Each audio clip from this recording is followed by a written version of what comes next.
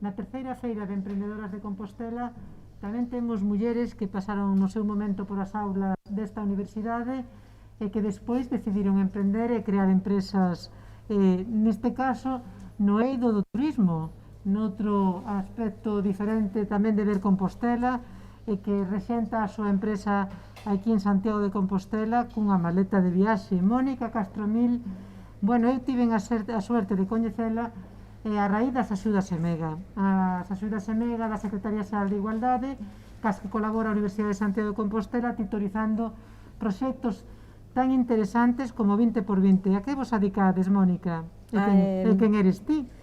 Bueno, que difícil, nunca me fixeron esa pregunta, quen son eu? Nada, son unha picheleira, unha compostela que un día me xurdiu a posibilidade de facer guías turísticas da miña cidade, na que nacín.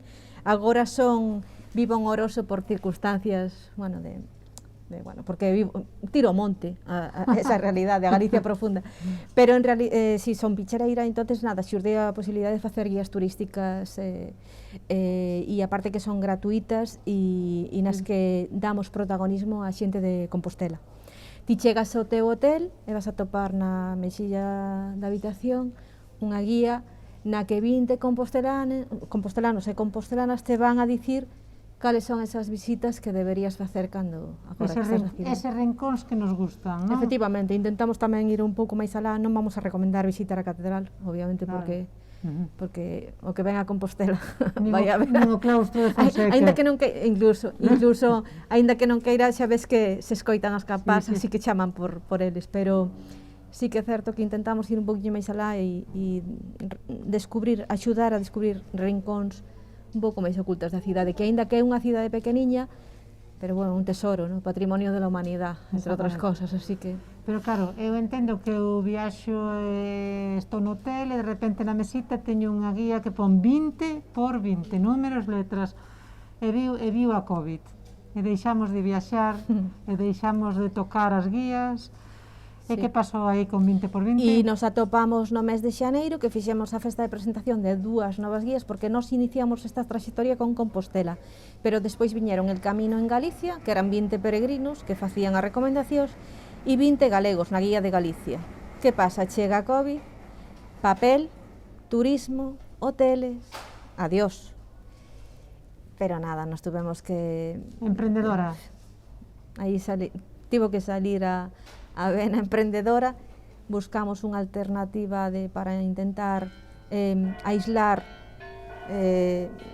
collimos unhas bolsas, desgraciadamente eran de plástico, que intentamos sempre coidar esos detalles, pero bueno, foi todo tan precipitado que tuvemos que embolsar 20.000 ejemplares de guías para que os hoteles polo menos as acolleran e as utilizaron como unha carta de benvida aos seus hoteles, aos poucos turistas que había, metendo nelas tamén os amenities de baño e pois algunha unha mascarilla. Que tiñan un valor engadido, non? Efectivamente, lle dimos un valor engadido, a verdade é que tuvo moi boa acollida, tuvemos que invertir en tempos nos que todos se viñan a nosa contra, pero bueno, afortunadamente, iso tamén nos deu pulos para pelexar máis. Flexibilidade, non adaptarse... Efectivamente, é que non queda outra, non? Adaptarse e readaptarse continuamente. Non queda outra. Bueno, pois Mónica, gracias por estar con nos aquí no claustro de Fonseca, por vir ca túa maleta e o teu paraugas. É que marcho directamente ahora mismo xa de viaxe. Exactamente.